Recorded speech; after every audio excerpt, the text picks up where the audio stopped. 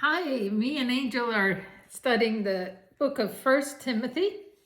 It is a short book with just 6 chapters, and it's one that Paul wrote, probably about the 11th out of the 13th that he wrote. It was around 63 to 65 AD. And Timothy is someone that he had discipled. So he's called a spiritual son, disciple of Paul. They had traveled together, and now Timothy is leading the church in Ephesus. That the book of Ephesians was written to the same church of Ephesus, and now this letter is to Timothy. And clearly Timothy has learned from Paul basics about faith and about churches. So this book is more geared towards sort of specific clarity on subjects and general guidance. Paul specifically warns against false teachings. He says to try to put a stop to it.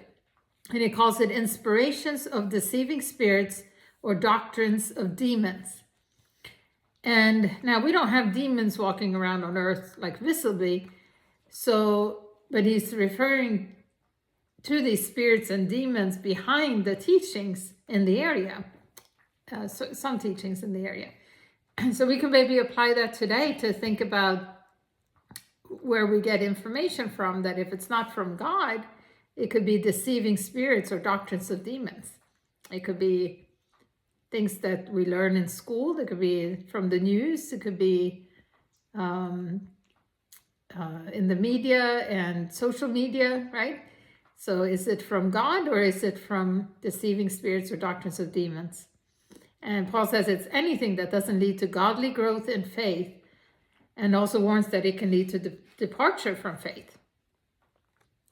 Then he also talks in the book about expectations of behavior of men, women, pastors, deacons. And one common denominator is the emphasis on good works. And then in 1 Timothy chapter 6, he talks about that godliness with contentment is great gain. So it's a word of wisdom to help us with our lives and to find contentment. He says, we came to this earth with nothing. We're going to leave this earth with nothing. So we go from nothing to nothing. And so he says, be content with just food and clothes. With riches come harmful temptations, which can lead to destruction. For the love of money is the root of all kinds of evil, causing even some to stray from their faith. So he says, don't trust in uncertain riches, because they come and go, right? Stock market, rise and fall, Bitcoin, housing market.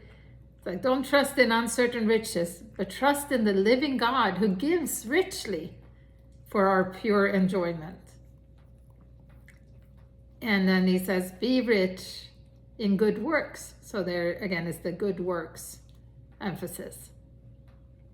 Don't focus on expensive apparel, but be rich in good works. It's a good investment. 1 Timothy 6:12 says, fight the good fight of faith and lay hold of eternal life.